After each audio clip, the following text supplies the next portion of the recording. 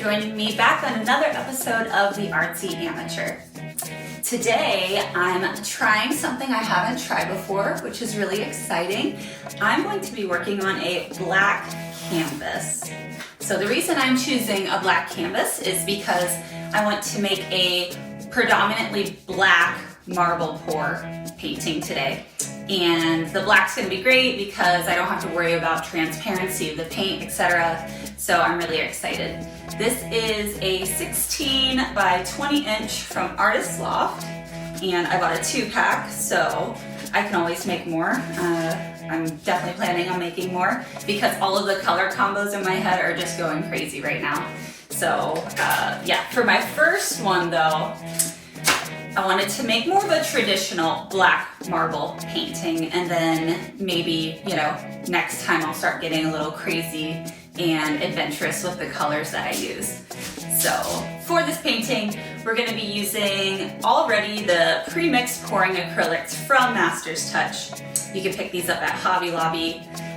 So this is going to be our main base, the black color, and I think it's just called black.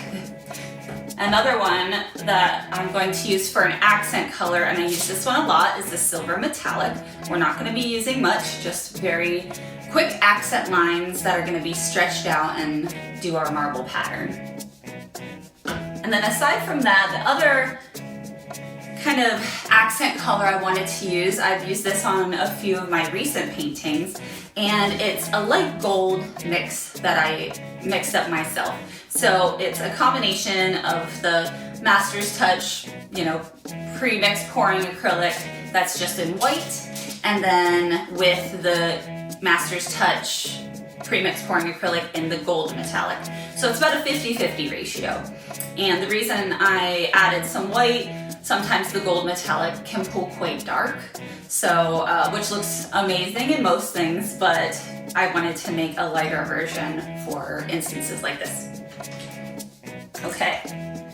I have gotten some questions on the painting behind me, so I just wanted to give a shout out to my great-grandfather. I did not paint this. My great-grandfather was an artist and he taught at a local college. So I was lucky enough to inherit some of his beautiful paintings, and I hang it in here in my art studio for inspiration. So yes, he was a landscape artist, amazing landscape artist. I have yet to kind of, you know, narrow down an expert on that. So yeah, I gotta practice. I gotta practice my landscape paintings here in a little bit. Okay, guess what also came in the mail? I think you've seen some of my previous videos where I didn't have this tool. I finally got my little torch for bubbles.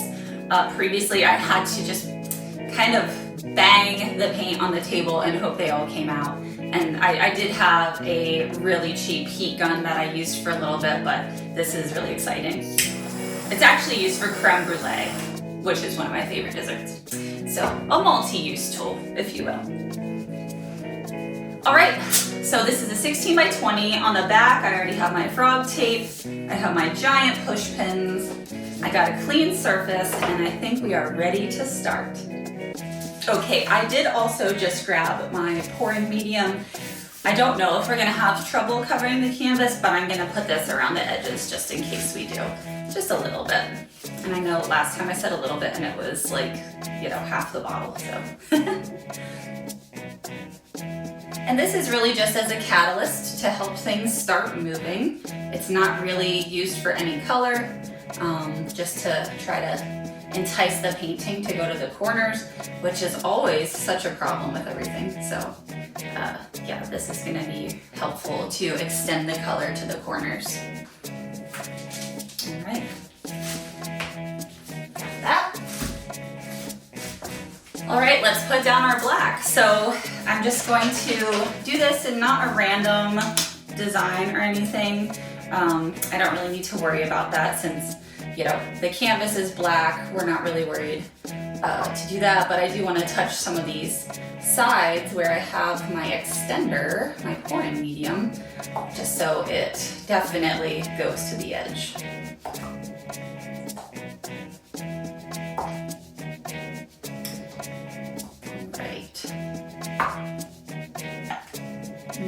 lot of paint today.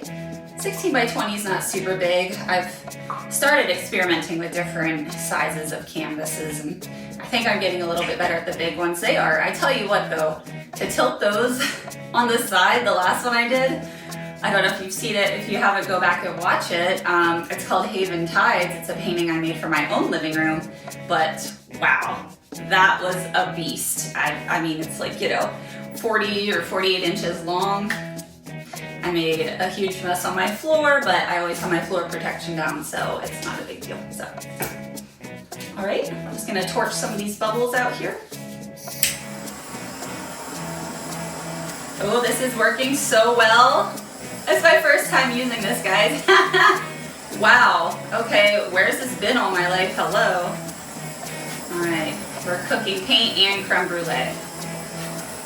Perfect. That does a really great job at popping bubbles. Obviously, people on YouTube have figured this out. All right, I'm just gonna move it around a little bit so I don't have to move my lines around as much, but just to extend it a tiny bit. All right. So now I'm gonna put on my accent lines, and again, I'm using the silver metallic, and I'm just going to very quickly and lightly put them in a diagonal pattern. So I don't want these to be very fat, and the reason is because when we stretch it, they're gonna expand, and they're gonna go a lot of different places. So we want this to be very light.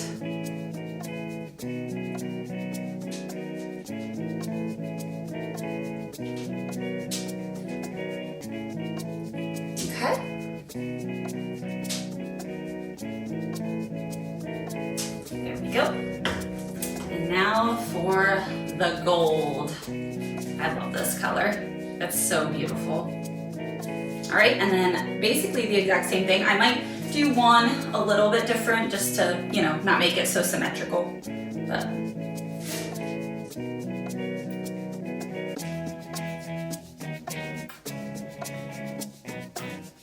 right.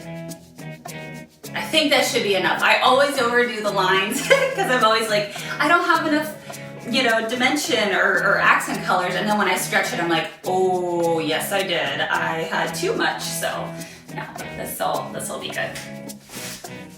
All right. So I am going to get my spatula out and just extend this black over to here because it's getting a little weird with the pouring medium. It's not wanting to go over there. So. All right, there we go.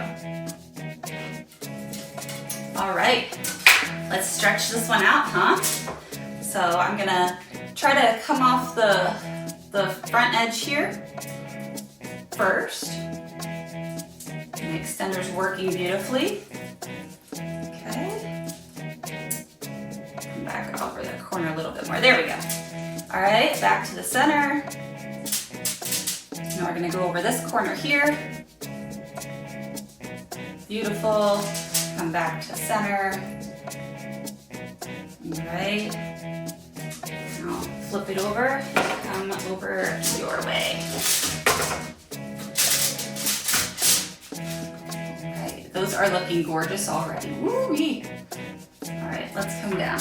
Let's walk this down. We'll walk it over on this corner first. Already so beautiful. I love it. Oh, wow. That's so lovely. Okay, now we're gonna go back over on this corner here for the extender. And that extender is working very well. All right. Awesome. So now I'm just gonna play around with the composition, where I want different lines, how I want them to look on here, maybe stretch them a little bit more in each direction so I can have a little bit more interest.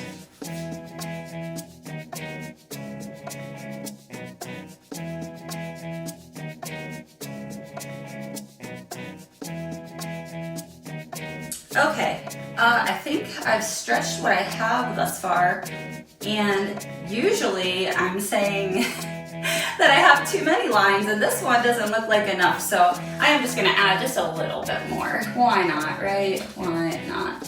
So.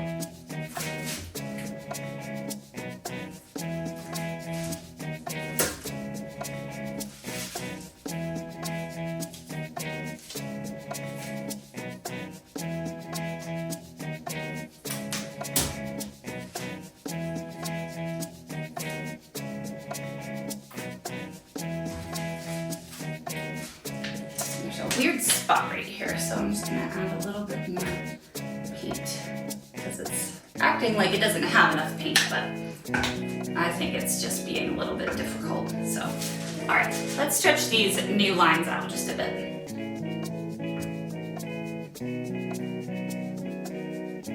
That's what I love about pouring and acrylics.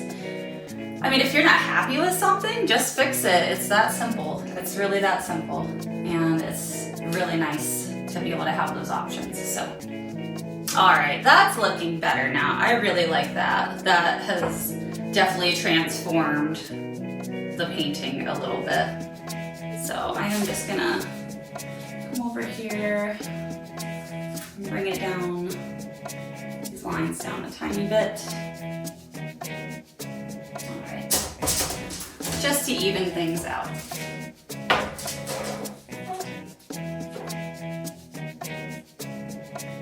All right, you know what? It's simple, but very elegant. I think this would look really great in my office, you know, a hotel, a doctor's office, or even just a really classy modern living room. I don't have that, but it would look really good in a classy modern living room. So I think we're done. Let me grab the camera and bring you down to show you a little bit more detail while it's wet. Oh, one thing I almost forgot. Definitely gotta touch up the sides before I do that, so I don't show you something that's not really finished. So let me do that right now before I grab the camera.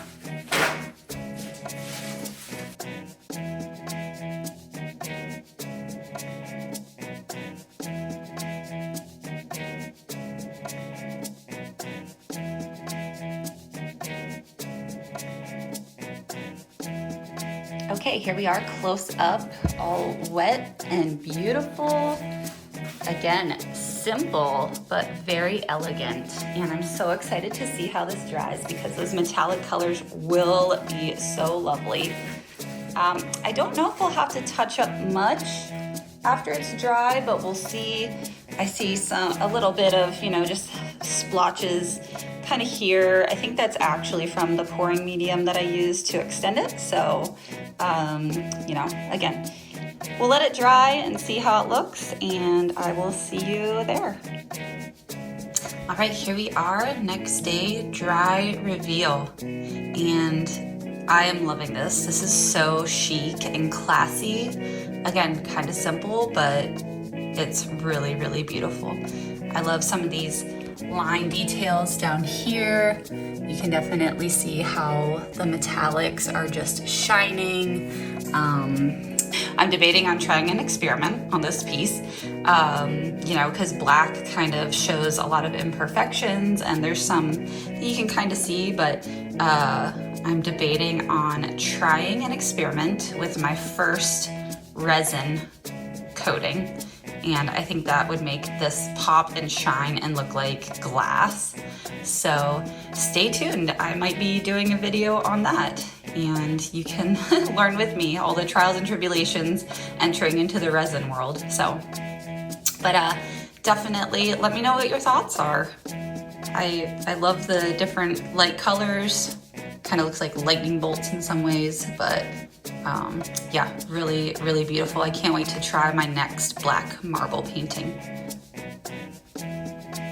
Thank you guys so much for tuning in for another episode of the Artsy Amateur. I hope you enjoyed the different black canvas vibe that we're going with, and beautiful, simple black marble with light gold and silver metallic swirls. So please give me a like on this video, subscribe to my channel to see upcoming videos, and share with your friends if you think they'd find this content interesting as well. All right, take care. See you next time.